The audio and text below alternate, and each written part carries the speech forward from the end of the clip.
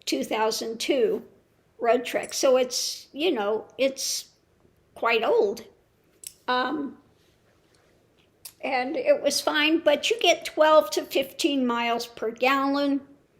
And if you're like me and you like to stay at a place for a very short time, I stay 1 day, 2 days, something like that. I won't stay a week, 2 weeks. And if you're having a van like that and you're spending that much for gas, yeah, you'd want to be in a place where you're there for a couple of weeks, because the gas, what you're spending on gas is crazy. And also, with the Prius, you can go so many more places. You can be in the city, you always find parking. It's, for that, I really do like it. And the puppies really love this setup. Every time we get in there, now I don't know what's with Miss Lily. Miss Lily Boom Boom. Every time we get in the Prius, start the engine, we start going down the road, she runs out and eats. She likes to eat in the moving car. I don't get it, but she loves it. It's, yeah, I've got crazy puppies, okay? Yeah, my little snow dogs. So they're very sweet. Mr. Mickey they told me he's a Yorkie poo. Now, I don't know if I believe that, because he's very substantial. He's very substantial. So Yorkie poo, I don't know if I'm quite buying that. I would like to get his DNA done and find out exactly what he is, because Yorkie poo, I don't think so. I've had Yorkie poos. Now, my other dog that passed just before I got Mr. Mickey was a Yorkie poo. He was like 7 pounds. He looked like a Yorkie, the coloring of a Yorkie. And just the sweetest dog ever. Unfortunately, he died of congestive heart failure, which I was telling the vets for years, and they said there's nothing wrong with his heart. 2 weeks before he passed, they said there's nothing wrong with his heart. He's got collapsing trachea. Yeah, no. 2 weeks later, woke up and he couldn't breathe, and I rushed him to the vet. Yeah, congestive heart failure. And Miss Lily Boom Boom, she is a Maltipoo. Now that I believe, half Maltese and half poodle. She's got a bit of when her hair grows out, it gets a little bit curly from the poodle. But I can see her being a Maltipoo. Now what's great about both of these, they don't shed. I call them the security system of bark and wine, if you ever heard them. Oh my Lord. Yesterday we went out and there was these girls, 4 girls and 6 dogs. And these 2 were bouncing off the windows, just screaming and barking and whining and screaming and sound like they'd want to rip them apart. Actually, they're quite gentle. They just get excited, but they sound like they're, vicious brutes. So I call them my security system, bark and whine security. Yeah, little troublemakers. But no, they're very sweet. I'm so happy that I have them. So yeah, bark and whine security. So anyway, I just wanted to, get people up to speed, kind of what's going on. Why am I sitting in the sticks and bricks and not out on the road? Well, that's why. But I'm thinking I'm pretty much to the tail end of this. I'm not, not over with it entirely yet, but it seems to be in the process of getting a bit better, and I've kind of figured out what happened and how I developed the diverticulitis. um, and found out that really I have to go back to the carnivore, because that's what works for my body. As much as, I really enjoy the taste of the raw, that little salad with the fiber and stuff, does not work for me at all. And the wheat and those things together just absolutely were deadly for my system. Yeah, so yeah, not gonna work for me. So for those of you out there that are vegans or vegetarians, sorry, but it just that does not work for me. Does it mean I haven't been before? Yeah, I have. And found out that absolutely does not work for me. And many people that I knew that were vegetarians and vegans, etc., found out later they had to eat meat, and they came back and apologized for giving me such a bad time.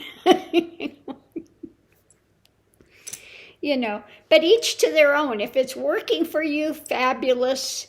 But just does not work for my body or system. And I kind of prioritize health. Yeah. And also, because of my spiritual journey, when everything dismantles and you are in that space of, I call the divine is, we could get into a big thing, and I understand why Buddha did not say there's God or there's not God, because it's when you're in the divine is and everything dismantles and that's all there is, that is the foundation of everything. Everything comes from that. Everything has that seed state within it. And for God to exist, there has to be something other than. But there is nothing other than, So again, it's a little bit of a mind bender. But if you have that reality and your reality shifts from Dvaita to Advaita, you find out something very different. And that everything has consciousness. Plants have just as much consciousness and awareness as do animals, as does everything on this planet. It's just the way that it's made. And again, that divine is within every single plant, person, animal that's on the planet. We all come from that same divine source. I'll put it that way. So on that note, I'm going to leave that here. We will go out today for a while. It's very windy out here today and still chilly. It's in the 50s. You think that it should be warming up now. And then, we've got this still cool. But I will be going out today. I am expecting something coming from Amazon today. This LMNT, which is for hydration and everything, and that's coming today. So waiting for that. And then we'll see if I can get out of here and take off for over-the-road adventures. And so I am so looking forward to that. So thanks for tuning in and for subscribing to the channel. I do look forward to hearing from all of you and about your adventures and what you're in and what, some great places to go and visit, etc. Great BLM places.